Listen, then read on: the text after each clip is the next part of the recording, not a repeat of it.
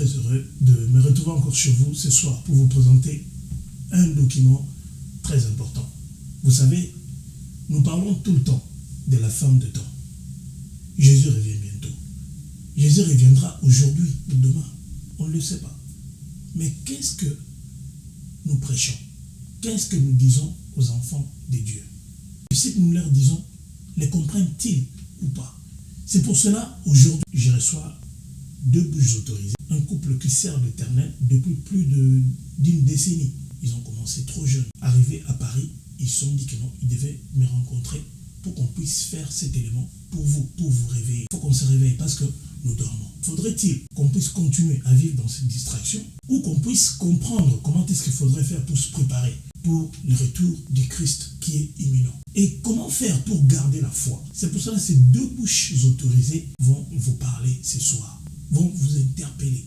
Donc ils sont là pour une mission, vous parler. Tout à l'heure, le couple Kadima, donc il s'agit de Bishop Josué et de maman Francine Kadima, ils vont représenter, parce que c'est une communauté des églises de l'Assemblée La Colombe, qui est dirigée par le pasteur, notre pasteur principal, le pasteur Kenga, et sa femme, Anastase. Vous allez suivre vous-même ce que ces deux serviteurs de Dieu vont vous dire. Le couple Kadima nous vient des États-Unis. Ils vont vous expliquer eux-mêmes, lorsqu'ils seront sur ce plateau, d'où ils viennent, quel est leur ministère, ils vont en parler.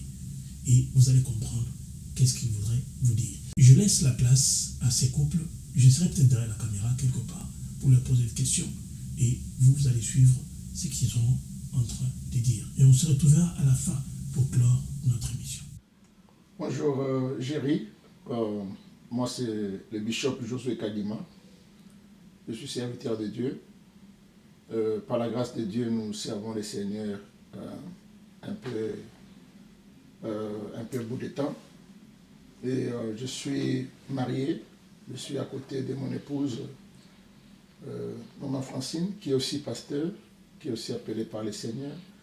Et nous sommes en train de travailler ensemble dans cet appel, dans ce ministère. Nous sommes engagés dans l'œuvre de Dieu. Pour le moment, nous sommes situés en Floride, aux États-Unis d'Amérique. Là où nous travaillons, nous servons le Seigneur dans notre église. Donc la communauté s'appelle La Colombe. C'est l'extension de la grande église La Colombe qui est connue au Congo, l'église charismatique. Et puis nous sommes avec maman Francine, nous travaillons dans le cadre là d'encadrer les âmes, de pouvoir réconforter la foi de plusieurs personnes. Dans les églises, il y en a, et nous avons une église en Floride, une Colombe et une église à Chicago. Donc nous sommes ici en visite et par la grâce de Dieu, nous sommes très contents d'être avec vous, Papa Géry Mukuna. Bonjour, maman Francine. Vous voulez dire quelque chose par rapport à ce que le pasteur vient de dire?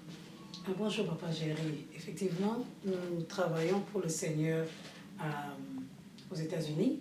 Pour l'instant, nous sommes basés à Chicago. Nous avons notre église de Floride, mais nous sommes essentiellement basés à Chicago. Mon nom, c'est maman Francine. Par la grâce de Dieu, nous avons travaillé pour le Seigneur, ça fait beaucoup d'années. Et plusieurs enfants que nous avons eu la grâce d'encadrer sont aujourd'hui des parents aussi, des encadreurs. Et par la grâce de Dieu, même quand nous revenons ici, nous sommes dans la joie de les voir continuer à servir le Seigneur. Nous sommes mariés, nous avons la joie de célébrer, il y a un jour de cela, nos 22 ans de mariage. Et nous avons 6 enfants, 6 beaux enfants qui aussi servent le Seigneur. Quelle est l'impression que ça vous fait d'œuvrer auprès de votre mari? Avant de me marier, quand j'étais encore très jeune, j'avais demandé au Seigneur, je lui avais dit que la première et la plus grande condition pour moi de trouver un mari serait d'avoir quelqu'un qui aime Dieu plus que moi-même je ne l'aime. Ça veut dire que j'avais la vision de garder et d'être capable de pouvoir servir Dieu, mais d'avoir quelqu'un qui serait encore beaucoup plus engagé à servir Dieu. Il n'y a pas de plus grande joie que de savoir que tu es à ta place, que ce soit à la maison, mais que ce soit aussi dans le ministère, sans que le mariage ne puisse devenir un obstacle pour l'œuvre de Dieu. C'est pas seulement une grande joie, mais c'est une bénédiction de servir Dieu aux côtés de son mari.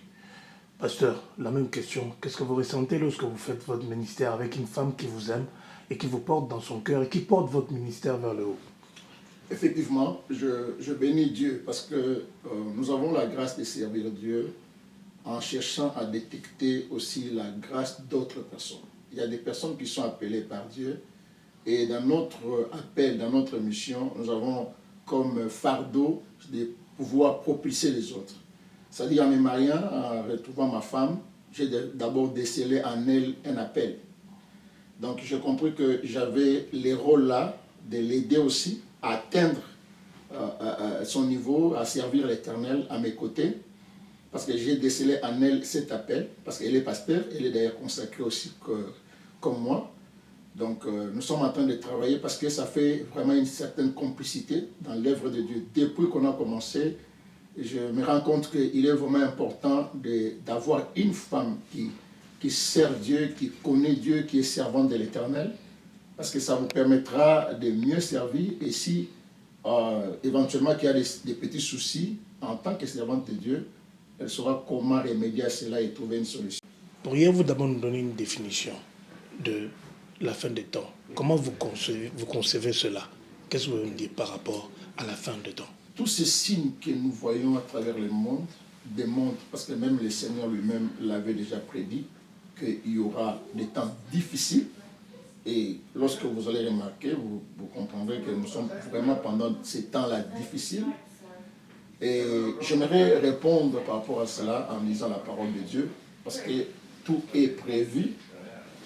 D'aucuns se posent des questions aujourd'hui, savoir est-ce que vraiment nous sommes pendant les temps de la fin?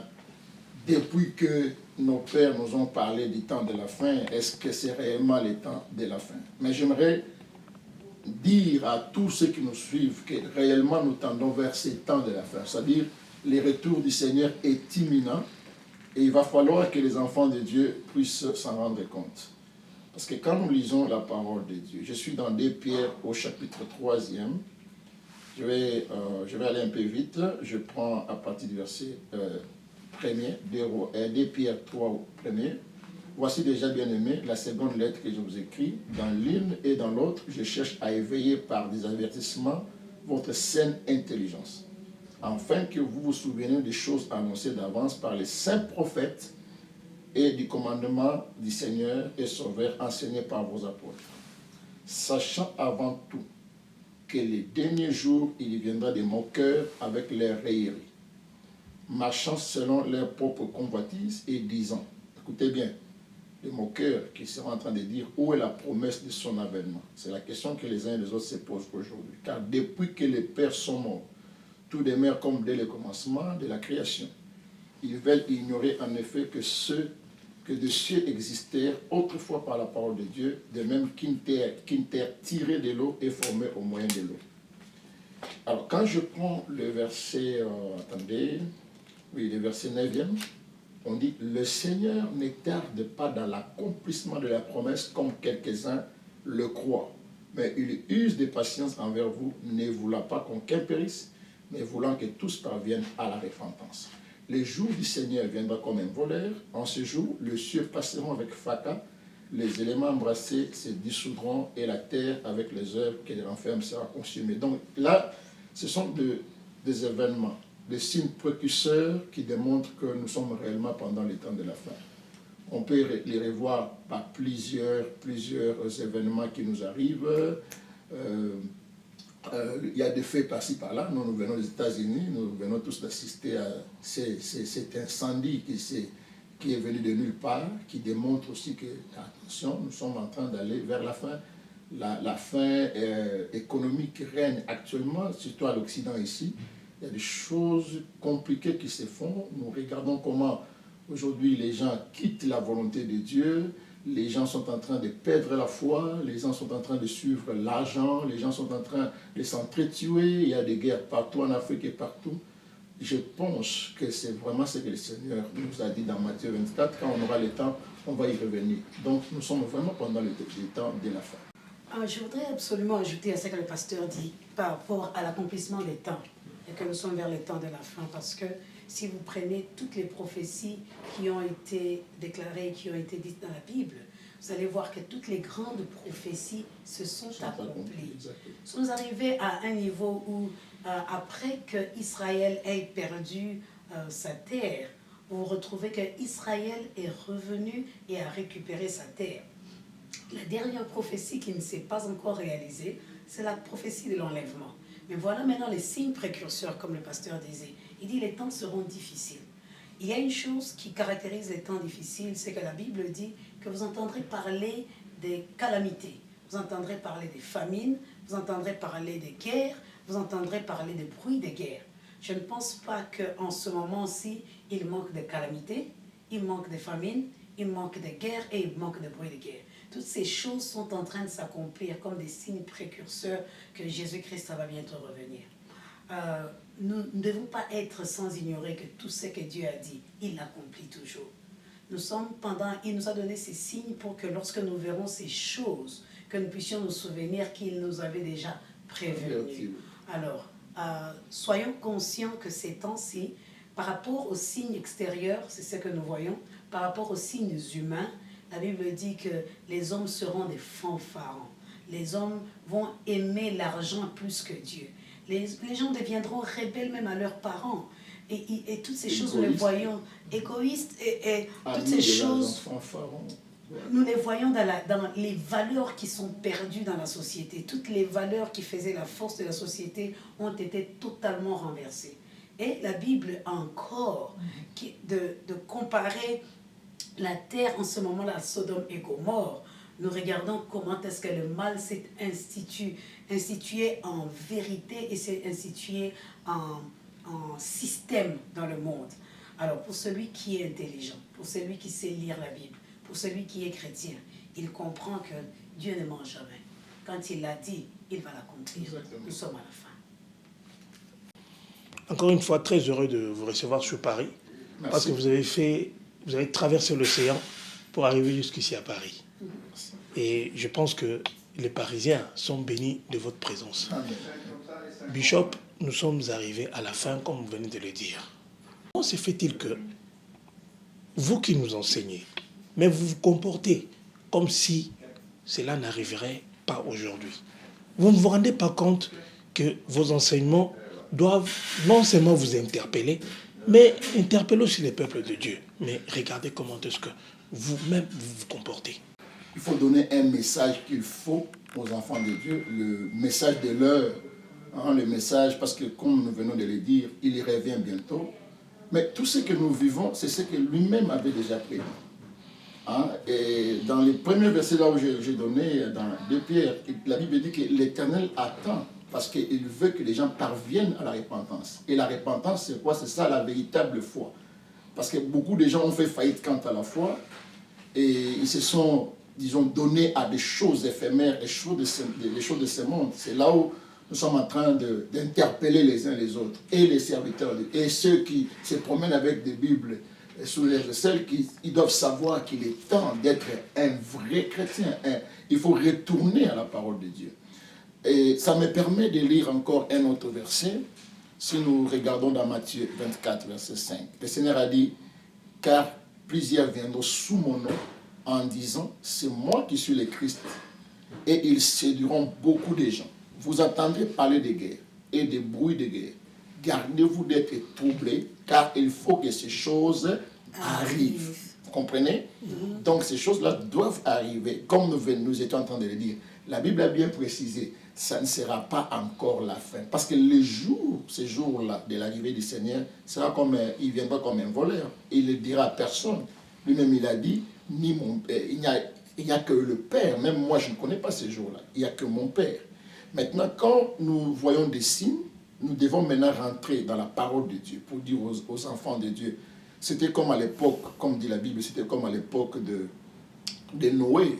Quand vous descendez en bas dans ces chapitres de Matthieu, la Bible dit que ça sera comme à l'époque de Noé. Les gens mangeaient, les gens buvaient. Toutes ces choses-là, le Seigneur donne à ses enfants. Mais seulement, nous devons faire attention. Parce que c'est là où nous devons tous nous interpeller sur notre façon de servir Dieu, la foi que nous avons. Parce que la question a été posée dans la Bible, lorsque le Fils de l'homme viendra, est-ce qu'il trouvera la foi? Est-ce que si Jésus revenait aujourd'hui, mon frère, ma soeur, toi qui prêches, toi qui es un enfant de Dieu, qui sert Dieu, vas-tu aller au ciel? Crois-tu que tu vas rencontrer le Seigneur dans les airs? C'est là notre problème. Les choses que nous voyons passeront. Les richesses, les honneurs, toutes ces choses ici. C'était comme à l'époque de Noé. Les gens mangeaient, buvaient, mais à un certain moment, c'était les déluge. Donc, c'est la foi qui est importante. Il faut garder. La Bible dit chercher premièrement le royaume des cieux. Et toutes ces choses nous seront données par-dessus tout. Si nous sommes attachés au matériel, Paul l'a dit, nous sommes des hommes les plus malheureux. Si ce n'est que pour des choses de ce monde ici, nous sommes les hommes les plus malheureux. Parce que nous voyons comment les milliardaires, les millionnaires deviennent des pauvres en un jour. Un incendie s'élève, ils perdent tout en un jour. Donc on peut tout perdre. Mais quand le Seigneur nous donne la vie, comme Paul dit, scrutez-vous vous-même et regardez si vous êtes encore dans la foi. Mais avec ce qui se passe actuellement dans le monde, les gens souffrent et ont besoin de nouer les deux bouts du mois. Oui.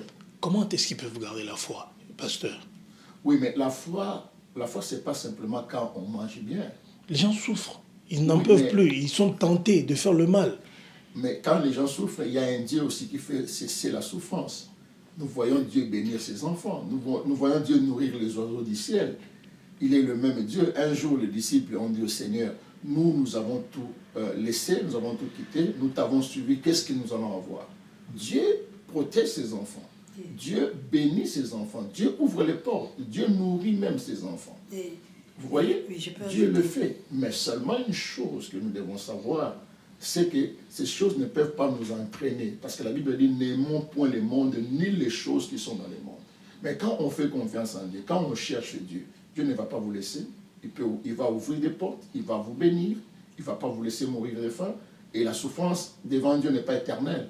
Il y a des souffrances de ce monde. La Bible dit, la gloire qui nous attend ne peut jamais être comparée. Plutôt, les souffrances actuelles dans lesquelles nous vivons ne peuvent jamais être comparées à la gloire de Dieu qui nous attend. Ce sont des choses passagères, tout simplement pour nous montrer qu'il y a une voie. Parce que derrière la souffrance, il y a aussi la gloire. N'est-ce pas, maman, tu voulais ajouter quelque chose? Je voulais ajouter ceci. J'aimerais, comme papa a dit, que nous puissions nous fortifier. Savoir que ce que nous appelons souffrance aujourd'hui, et ce n'est rien par rapport à ce qui nous attend.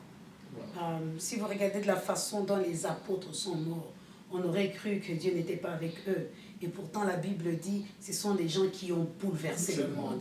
Dans la souffrance, dans la persécution, en manquant, ils ont bouleversé le monde avec la puissance du Saint-Esprit qui s'est manifestée. J'aimerais quand même reculer un tout petit peu en train de parler des hommes de Dieu, des serviteurs de Dieu pendant ces temps de la fin, pour ajouter à ce que papa dit, mais en faisant un appel à différentes catégories de personnes. La première catégorie de personnes que j'interpelle, ce sont ceux qui sont des aventuriers et ce sont ceux qui n'ont pas été appelés par le Seigneur. J'aimerais dire ceci, tout celui qui entre dans le ministère pour le bien de son propre ventre rencontrera le chef de l'œuvre sur son chemin. Il faudrait savoir qu'il y a un Dieu dans les cieux, c'est un Dieu jaloux. Tu ne peux pas emmener et entraîner le peuple de Dieu dans les mensonges sans que tu ne payes le prix. Et que les enfants de Dieu sachent aussi qu'il y aura des gens qui auront l'amour de l'argent et ils vont enseigner pour leur propre ventre. Soyons et faisons attention, soyons attentifs et faisons attention. C'est très important de le savoir parce que nous sommes dans les temps de la fin. Il y a cette première catégorie des gens qui donne l'impression que tous les serviteurs de Dieu sont des aventuriers, alors qu'ils ne sont pas des aventuriers. Quand Christ a dit « tout est accompli à la croix », il y a des gens qu'il a mis de côté. Le jour où Élie disait « je suis resté seul », la Bible dit « non, je me suis réservé ». Il y a des gens que Dieu a réservés pour lui. Tout le monde ne fait pas des aventures, mais à ceux qui font des aventures et qui entraînent le peuple de Dieu dans la perdition, le Seigneur s'occupera de vous.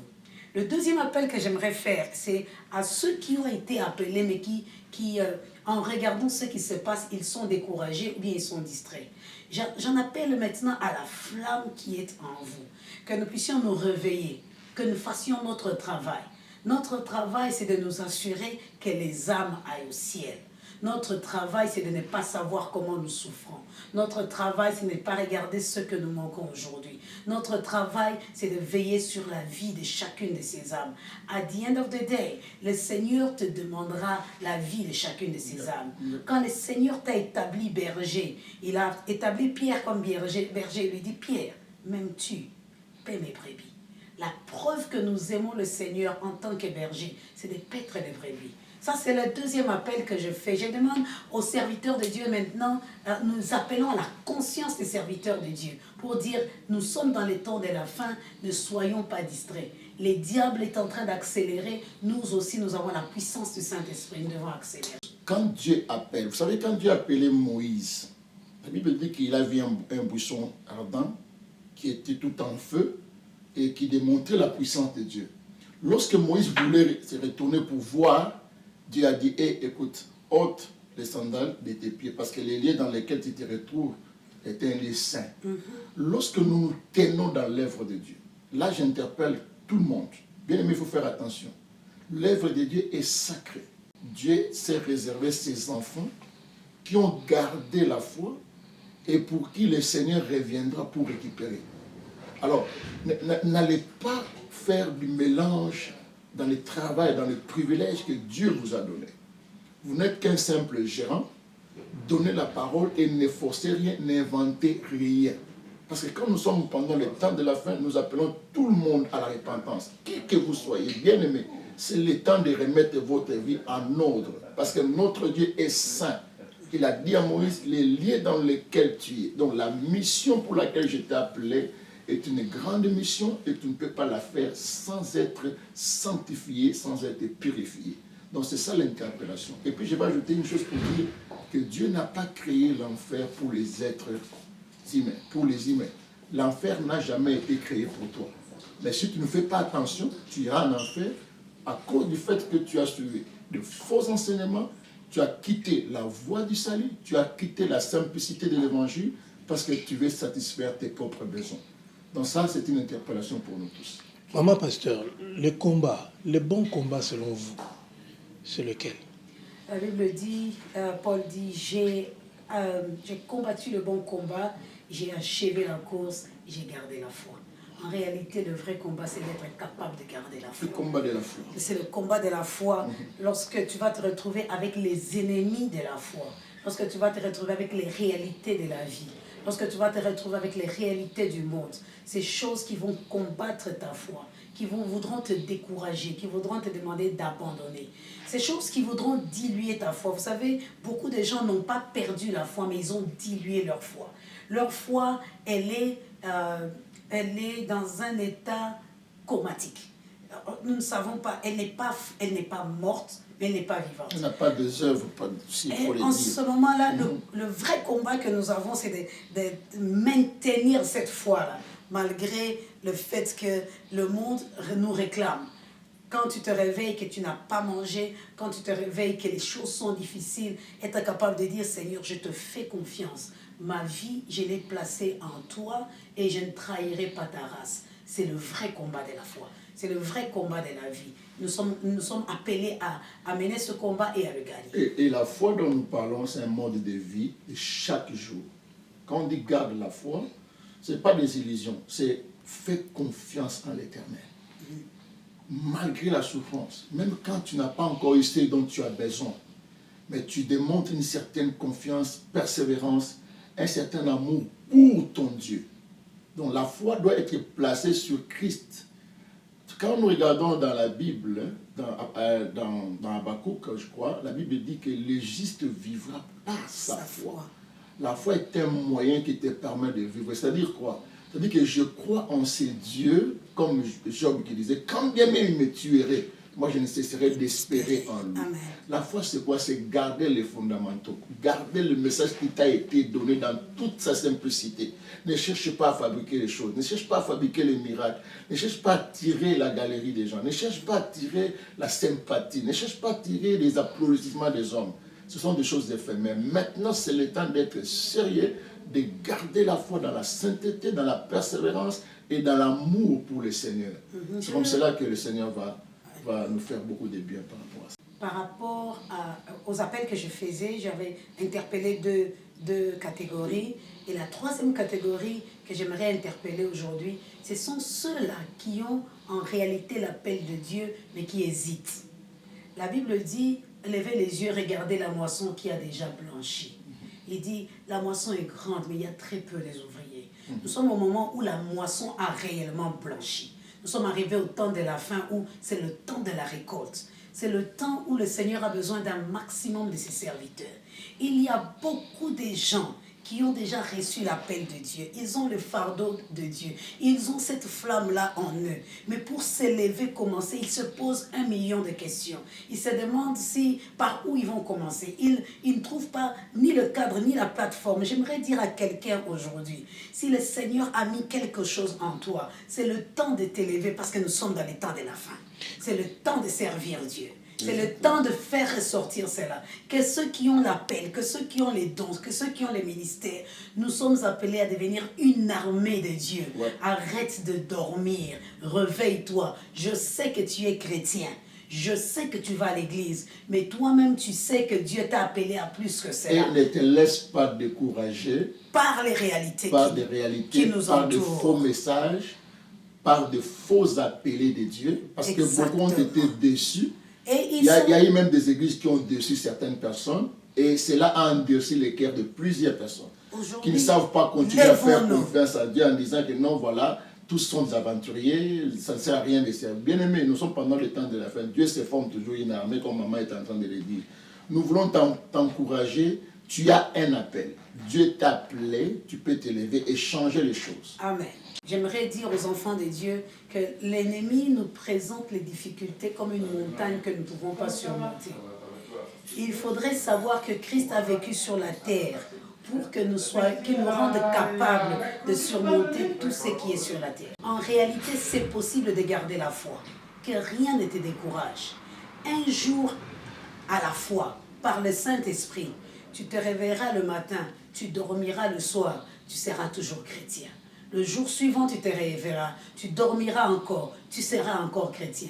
Ne cherche pas à être chrétien pour 1000 ans. Sois d'abord chrétien aujourd'hui. Quand tu te réveilles le matin, place ta confiance en Dieu. Quand tu t'endors le soir, place ta confiance en l'Éternel. Il est impossible que quelqu'un place sa confiance en Dieu et que le Seigneur puisse le décevoir. C'est possible de rester chrétien. Pour nos enfants que nous aimons tellement, nous voulons vous dire ceci. Accrochez-vous. Servons Dieu, la main dans la main. Je sais que c'est difficile, mais nous vous aimons. Tel que nous sommes en train de servir et de suivre le Seigneur, accrochez-vous aussi. Ça fait 35 ans, pratiquement 40 ans que nous sommes en train de servir le Seigneur. Nous ne l'avons pas vu nous décevoir. Nous avons vu des montagnes, mais nous avons vu le Seigneur transporter les montagnes. Nous avons pleuré, mais nous avons vu le Seigneur sécher nos larmes. S'il a séché nos larmes à nous, il séchera aussi les vôtres. S'il a réconforté nos cœurs, il va aussi réconforter les vôtres. Accrochez-vous, ça vaut la peine. Qu'est-ce que vous voulez dire voilà, à tous vos enfants du monde entier? Parce que nous avons des Asiatiques, voilà. On a des Indiens. Le ministère ne s'arrête pas seulement aux Blacks ou bien je ne sais pas qui, c'est au monde entier. Voilà. Mais comme vous exercez un ministère universel, qu'est-ce que vous voulez dire à tous ces gens? Toutes ces personnes connaîtront Dieu lorsque nous, les enfants de Dieu, nous qui avons le Saint-Esprit, nous nous lèvons pour cela. J'aimerais dire aux uns aux autres, bien-aimés, vous qui nous suivez, vous qui avez l'appel du Seigneur, que le Saint-Esprit n'est pas encore retourné au ciel. Nous sommes pendant la dispensation de l'Esprit. Et la prédication que nous amenons, c'est la prédication de la foi. C'est l'Esprit qui travaille en nous. Tant que le Saint-Esprit, parce que la Bible dit que le mystère de l'iniquité agit déjà. Ne soyez pas étonnés de tout ce que nous voyons maintenant dans ce monde. Il y a tellement de choses, vous en connaissez très bien, l'homosexualité, des histoires bizarres. Ici, d'ailleurs, à l'Occident, nous les vivons. Il y a une carence même des serviteurs de Dieu. Les gens appelés, les ouvriers, mais qui ne savent pas s'élever. Donc, bien aimés, nous avons le Saint-Esprit. Ne nous décourageons pas. Vous tous qui nous suivez, tous nos enfants, partout, vous qui avez une sémence là. Vous savez, quand je parle de la sémence, il y en a qui, nous ne servons pas Dieu pour nous enrichir. Nous ne servons pas Dieu pour avoir de l'argent. Nous ne servons pas Dieu pour que les gens nous acclament. Mais nous voulons servir le véritable Dieu. en gardant la simplicité. Je répète ces mots, la simplicité de l'évangile. La Bible dit qu'aujourd'hui, c'est le jour du salut. Et Paul a dit, je n'ai point honte de l'évangile. C'est-à-dire, il a le fardeau de proclamer la parole de Dieu. Elle est tellement simple, cette parole, que les gens croient en Jésus, qu'ils lui fassent confiance, qu'ils marchent dans la crainte de Dieu. Et bientôt, l'Église ne sera plus sur la terre. Bientôt, le Saint-Esprit sera enlevé. Nous partirons et ce qui va arriver, ça sera pire que ce que nous sommes en train de vivre aujourd'hui. C'est la parole de Dieu, nous l'annonçons telle qu'elle est. Bien-aimé, lève-toi. Quel que soit le milieu. Tu peux être dans un coin quelque part, là où tu ne vois même pas des églises, où tu as été déçu de différentes doctrines qui dépassent même l'entendement, des choses que tu n'as pas apprises. Mais tu as le temps maintenant de croire, de faire confiance au Saint-Esprit, de parler de Jésus sans honte et de garder ta foi, normalement. Un petit rappel sur l'adresse du ministère, le pays et le numéro de contact, s'il y en a. Nous sommes aux États-Unis, il y a de cela 14 ans. Je peux vous donner des adresses. Si vous allez en Floride, précisément à Orlando, vous trouverez une église. Il y a des enfants de Dieu là-bas qui sont en train de travailler. C'est sur 7115 Winegard Road, donc en Orlando, donc aux États-Unis. Et quand vous descendez à Illinois, donc nous appelons ça Chicago, c'est Chicagoland, à Illinois, plus précisément dans une ville qu'on appelle Joliet, vous trouverez la colombe là, sur 100 Republic Avenue, donc numéro 100, Republic Avenue, et c'est à Joliet, précisément dans l'État d'Illinois. Et c'est là où nous sommes en train de servir Dieu. Le Seigneur est en train de nous ouvrir encore d'autres voies. Bientôt, il y aura aussi d'autres églises, d'autres cellules, selon la grâce de Dieu. Par rapport à la grâce que Dieu nous a faite, nous sommes appelés à aller partout et à porter le nom de Jésus plus haut. Alors, le couple pastoral, avant de finir cette entrevue, peut faire une prière pour ces enfants du monde que vous en suivez. Parce qu'une prière faite par un père et une mère vaut plus que toutes les prières de la terre. Merci, Papa Jerry. Nous allons prier. J'aimerais que chacun exerce sa foi et croit en ce Dieu qu'il a appelé. Notre Dieu est fidèle. Si vous avez été interpellé et vous sentez en vous un appel, nous allons prier avec vous. Nous allons vous demander simplement de garder un temps et nous allons prier. Seigneur Dieu de gloire, éternel, merci parce que tu es Dieu qui appelle. Lorsque tu appelles, tu donnes la provision. Et quand tu donnes la provision, tu lances tes enfants, c'est notre Dieu, à te servir sans peur, sans crainte. Yahweh, que tu puisses nous recommandons tous ceux-là qui sont en eux un fardeau quelconque, un appel pour changer le monde, pour porter le nom de Jésus plus haut. Je prie pour que tu bénisses chacun. Que ce soit un temps où tes enfants vont s'élever. Ils vont aller porter ton nom plus haut. Père, quand même nous passons un temps difficile, la Bible dit que lorsque le monde est bouleversé, nous sommes malgré cela sans crainte.